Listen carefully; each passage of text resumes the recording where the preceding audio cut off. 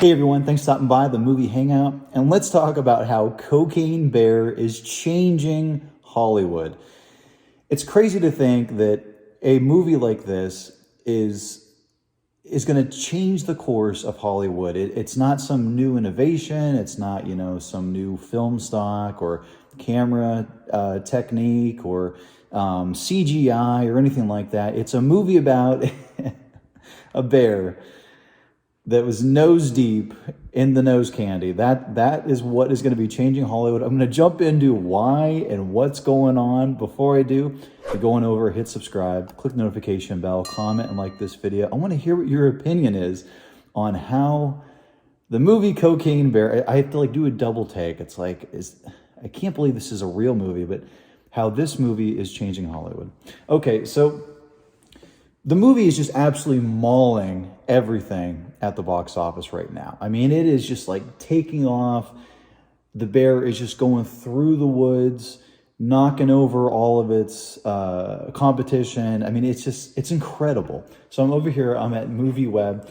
Cocaine Bear roars at global box office with $52 million in the second weekend. This outrageously original horror film based on a true story continues to be a hit with audiences everywhere, right? And you gotta admit, the poster, I mean, it just says it all. I don't like these posters where it's just one color and then you see the title, it's this big and you're supposed to know what the heck the movie's about. I don't like that. I like packaging on a product that just screams what the product is. I don't want to think about it, right? I got enough things I got to do during the day. This movie, it just sells itself with this picture. Whoever designed this poster needs an Academy Award.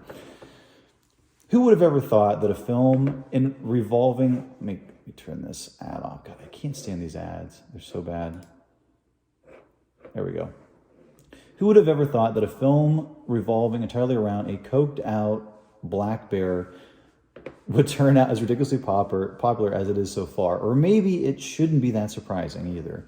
Either way, Elizabeth Banks' directorial hit Cocaine Bear has been performing well so far at the box office, even outpacing, get this, Marvel's quickly shrinking Ant-Man and the Wasp: Quantumania, per a report from Collider after opening in theaters across Greece this past weekend. Cocaine Bear has raked in $52 million worldwide so far, outdoing other current global hits like Violent Night, Beast, and Good Boys. The film is certainly leaving its mark, bear claw marks that is, and has even invited the prospect of other experimental films like it. So this movie is low budget. It's doing really well, so it's going to be making a boatload of money and profit. It's going to spur probably sequels to this Cocaine Bear movie, and there are spin-off movies. So I've already talked about this in other videos. There's going to be a movie coming out this summer, and I'm going to do a full review in this thing called Meth Gator. Takes place in Florida. Go figure. And then Elizabeth Banks herself, she's talking about doing Cocaine Shark. So I don't know, maybe there's some smugglers, they're in the ocean and their haul goes in the water and a great white shark eats it, and it goes from there, right? But there are so many different possibilities with this. I mean, gosh, there's 6 or 7 Sharknado movies, right? I mean, of course there's going to be a cocaine shark, subgenre. I mean, why not? And now there's going to be a bear genre, so it's going to be adding to that as well. So if you go over a box office mojo here, so this is it really goes through the numbers of what this movie is making, and all movies are making, per theater and domestically, international. So domestically, this movie has made over $41.4 million, and that is just the first 2 weeks.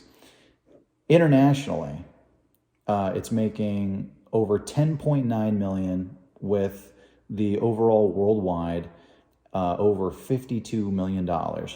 And it is currently in 3,534 theaters.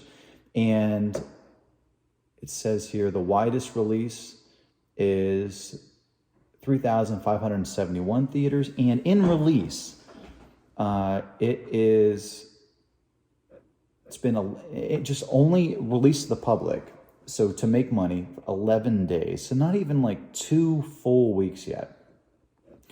And one thing people have to remember too is, like, yeah, it's making a lot of money right now, but I guarantee this movie is going to be a cult hit. I mean, they're going to be doing probably midnight screenings for decades to come. There's probably going to be like, people at Comic-Con, they're going to be dressed up as like in a bear outfit with like white powder on the face. Halloween, there's going to be Halloween outfits. You go to Spirit Halloween, or there's going to be something there. You can guarantee it. I mean, this thing is going to be such a big moneymaker. T-shirts, posters, hats. There's it's so ridiculous, but I think you get the picture. There's so many ways for them to monetize this thing, as well as the sequels, as well as the spin-offs.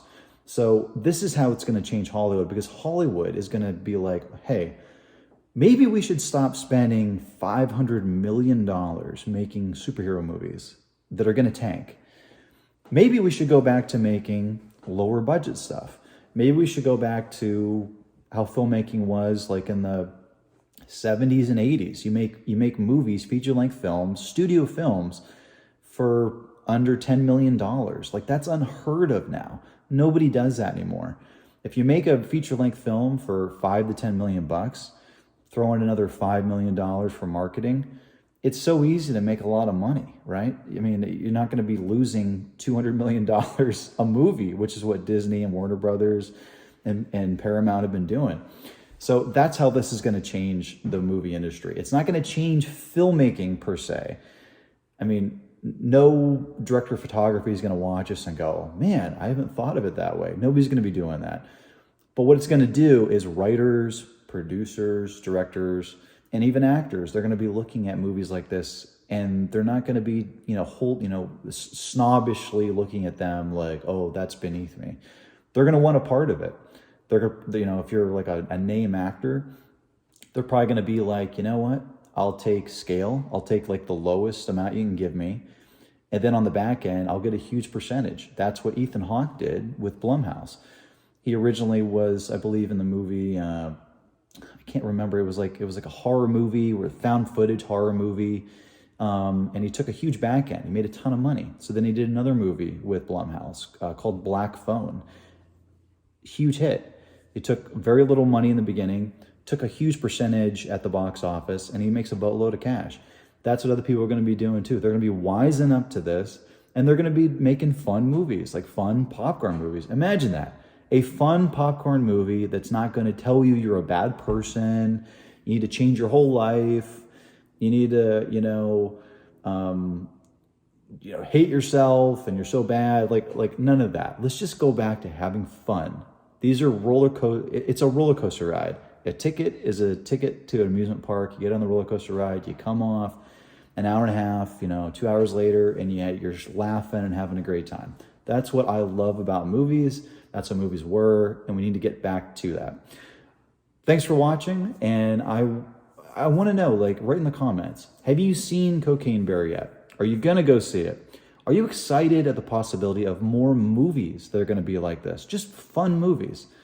No morality tales, just fun stuff. Comment below, let me know. And as always, if you want to get future rants, reviews, or original content, click subscribe.